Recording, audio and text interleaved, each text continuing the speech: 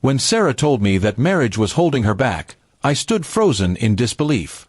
It wasn't an argument or a fight. She said it calmly, like she'd been rehearsing it for months. We had been married for 5 years, building a small but steady life together. I thought we were happy. But that day, she packed her bags, saying she needed freedom and time to find herself. I didn't try to stop her. Maybe I should have, but something inside me told me that if she truly wanted to leave, forcing her to stay would only make things worse. The first few months after she left were brutal. The silence in our apartment was deafening. I kept checking my phone, hoping she would text, but all I ever saw were social media posts of her traveling, smiling, and living what she called her real life. It hurt, but I started to realize something. Her freedom didn't have to mean my misery. I began rebuilding myself, piece by piece, without her. I poured myself into work. I took on projects that I used to avoid and even earned a promotion. My friends encouraged me to get out more, so I joined a hiking group. That's where I met Lena, quiet, thoughtful, and grounded. She didn't fill the silence with empty words. She listened, and that was something I hadn't realized I missed so much. We didn't rush into anything, but slowly, her presence made the pain fade. Months turned into a year. By then, I had stopped checking Sarah's posts. I had a new circle of friends, a new rhythm to my life. I wasn't the same man who had watched his wife walk out the door. I was stronger, calmer, and more focused on what truly mattered: peace. One Sunday afternoon, while I was helping Lena set up a small garden in my backyard, I received a message from a familiar number. It was Sarah. The text read, "Hey, I've been thinking about you. Can we meet?"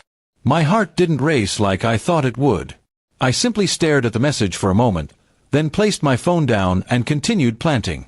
Later that night, curiosity got the better of me. I replied politely, asking what she wanted to talk about. She said she was back in town, that her journey of self-discovery hadn't gone as planned, and that she missed me. I felt a pang of something, not love, but sadness for what could have been. Still, I agreed to meet her the next day at a nearby cafe. When I arrived, she looked almost the same, except for the faint lines of regret in her eyes.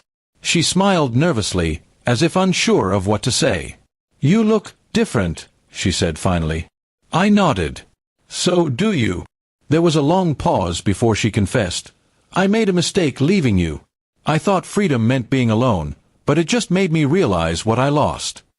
Her words might have once melted me, but now they only echoed hollowly.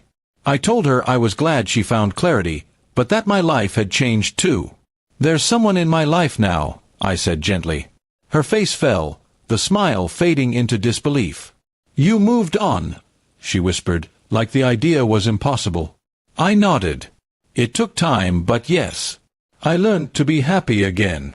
She blinked back tears, trying to hide her trembling hands. "I thought you'd wait for me," she murmured.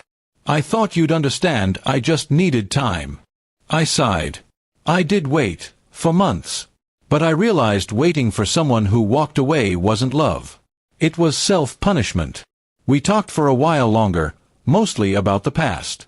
She told me about the people she met, the failed plans, and how nothing felt right. I listened, but I didn't feel anger or sympathy, just closure. When we stood up to leave, she asked, "Would you ever consider trying again?"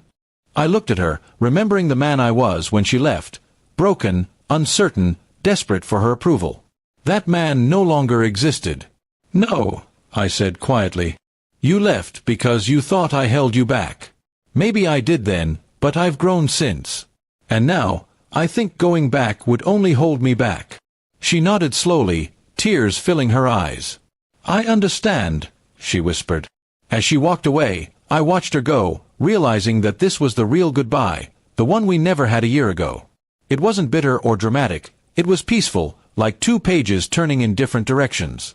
That evening, I returned home to find Lena still in the garden, hands covered in soil, humming softly. She smiled when she saw me. "Everything okay?" she asked. I smiled back, feeling a deep sense of calm. "Yeah," I said. "Everything's exactly how it should be." Sarah's chapter in my life had closed for good. And though it had taken a year of pain, reflection, and growth, I finally understood something. Sometimes love isn't about holding on, It's about letting go so you can find who you're truly meant to be. From that day on, I stopped looking back. The past had already taught me everything I needed to know, and my future, the one I'd built on my own terms, finally felt like home.